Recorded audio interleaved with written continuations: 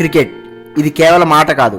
10 ఏళ్ల పిల్లాడి దగ్గర నుండి 70 ఏళ్ల ముసలాడి వరకు ప్రతి ఒక్కరి నరనరాల్లో ఉండే ఎమోషన్. క్రికెట్ కి కులం లేదు, మతం లేదు, ప్రాంతము లేదు. కానీ 2008లో మొదలైన ఐపీఎల్ అనే మహాసంగ్రామంలో ప్రాంతాల మధ్య పోటీ అనగానే జనాలు జేజేలు కొట్టారు. అందులోనూ తెలుగు రాష్ట్రాల్లో ఇది కొంచెం ఎక్కువ. తమ అభిమాన టీం ని భుజాల మీద మోస్తూ కాలర్ ఎగరేస్తూ తిరుగుతారు. అలా మొదలైన మన హైదరాబాద్ క్రికెట్ కథ. ఇది 2 టీంల కథ కాదు, అభిమాన జ్ఞాపకాల కథ. డెక్కన్ చార్జర్స్ గా మొదలై సన్ రైజర్స్ గా మళ్లీ పుట్టిన ఆరెంజ్ ఆర్మీ కథ ఏంటో ఈ వీడియోలో డీటెయిల్ గా తెలుసుకుందాం. Welcome to our channel. 2008లో ఐపీఎల్ ఆరంభమైంది. Deccan Chronicle Holdings limited management లో హైదరాబాద్ కి ప్రాతినిధ్యం వహిస్తూ డెక్కన్ చార్జర్స్ అనే జట్టు ఆవిర్భవించింది. జరిగిన మొదటి యాక్షన్ లోనే అప్పట్లో సూపర్ స్టార్ ప్లేయర్స్ అయిన అందరినీ కొనుగోలు చేసి ఫ్యాన్స్ ని తమ వైపు తిప్పుకుంది. Key players Adam Gilchrist, Virender Sehwag, Rohit Sharma, Andrew Symonds ప్రతి ఒక్కరు T20 స్పెషలిస్ట్ బ్యాట్స్మెన్స్. కప్పు ఖాయం అనుకున్నారు. కానీ ఎక్స్పీరియన్స్ లేని coaching staff, correct batting lineup and team balanced గా లేకపోవడంతో 2008లో ఈ జట్టు తీవ్రంగా విఫలమైంది. చివరి స్థానంలో నిలిచింది. అభిమానులు మాత్రం ఎప్పుడు సపోర్ట్ చేస్తూనే ఉన్నారు. మొదటి సీజన్ లో జరిగిన తప్పుల్ని సరిచేసుకొని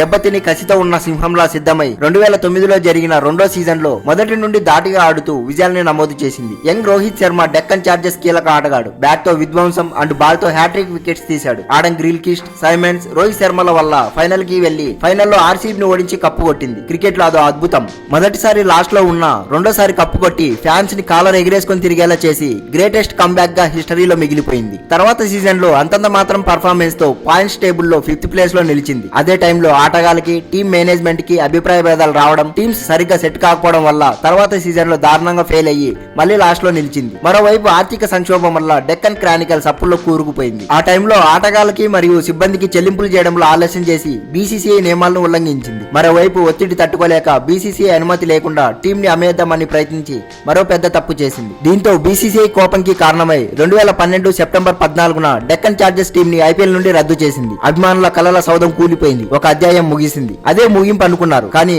అస్తమించిన సూర్యుడు మళ్లీ ఉదయించినట్టు డెక్కన్ చార్జర్స్ సన్ రైజర్స్ మళ్లీ ఉదయించింది. Birth of Sunrisers. 2012లో బీసీసీఐ కొత్త బిడ్డింగ్ ప్రాసెస్ ని నిర్వహించింది. సన్ టీవీ నెట్వర్క్ 85 కోట్లతో కొత్త హైదరాబాద్ ఫ్రాంచైజీని దక్కించుకుంది. కొత్త టీం, కొత్త మేనేజ్మెంట్, కొత్త రక్తం, అభిమానుల కొత్త ఉత్సాహం. స్టార్ ప్లేయర్స్ ని కొనుగోలు చేసి కొత్త ఆటగాళ్లతో, కొత్త మేనేజ్మెంట్ తో సన్ రైజర్స్ బలమైన జట్టుగా ఎదిగింది. Key players Shikhar Dhawan, Dale Steyn, Kane Williams, David Warner, Bhuvneshwar Kumar. Rise of sun Risers.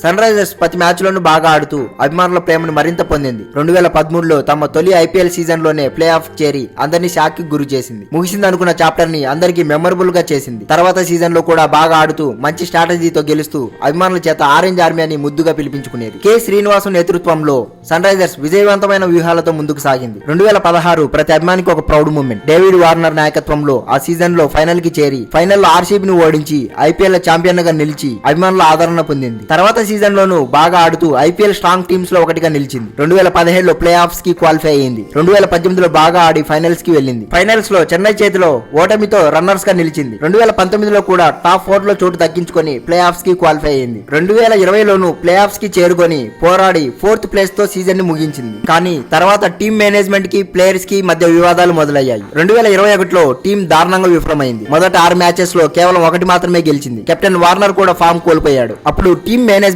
Season మధ్యలో వార్నర్ ని కెప్టెన్ నుండి తొలగించి కేన్ విలియమ్స్ ని నియమించారు. టీమ్ లో నుండి కూడా వార్నర్ ని తొలగించారు. సన్ రైజర్స్ అంటే వార్నర్, వార్నర్ అంటే సన్ రైజర్స్ లా చూసే అభిమానులు దాన్ని తీసుకోలేక మేనేజ్మెంట్ మీద నెగటివ్ ట్రోల్స్ చేశారు. అన్ని ఆటంకాల వల్ల ఆ సీజన్ లో సరిగా ఆడక లాస్ట్ ప్లేస్ లో నిలిచింది. Rise of new era. 2024 season కి జరిగిన యాక్షన్ లో ఆస్ట్రేలియా కెప్టెన్ ప్యాట్ కమిన్స్ ని ఎక్కువ రేటు పెట్టి కొనుగోలు చేసింది. అలాగే వరల్డ్ క్లాస్ T20 ప్లేయర్స్ అయిన క్లాసన్, హెడ్ ఆటగాళ్ళని హోల్డ్ చేసుకుని ప్యాట్ కమిన్స్ నాయకత్వంలో సీజన్ ని స్టార్ట్ చేసింది. ఆ సీజన్ లో T20 ఆటనే మార్చేశారు. ఓపెనింగ్ జోడీ అయిన హెడ్, అభిషేక్ శర్మ విధ్వంసంతో ఐపీఎల్ లో హైయెస్ట్ స్కోర్ చేశారు. ప్రతి మ్యాచ్ లోనూ ప్రత్యర్థులను భయపెడుతూ భారీ స్కోర్ చేస్తూ T20 క్రికెట్ కి కొత్త అర్థాన్ని క్రియేట్ చేసింది.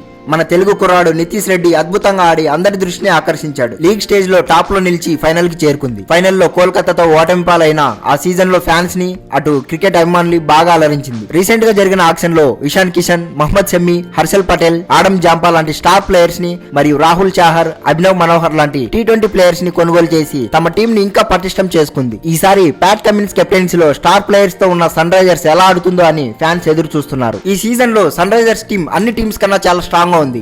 అనుభవం ఉన్న కెప్టెన్, విధ్వంసం చేయగల బ్యాట్స్మెన్, వరల్డ్ క్లాస్ బౌలర్స్ ఉండడంతో ఈ ఇయర్ కప్పు కొట్టే ఛాన్స్ చాలా ఎక్కువగా కనిపిస్తుంది. All the best Sunrisers Hyderabad. Thanks for watching. ఇలాంటి interesting cricket and IPL updates కోసం మన ఛానల్ ని సబ్స్క్రైబ్ చేసుకోండి. జై హింద్.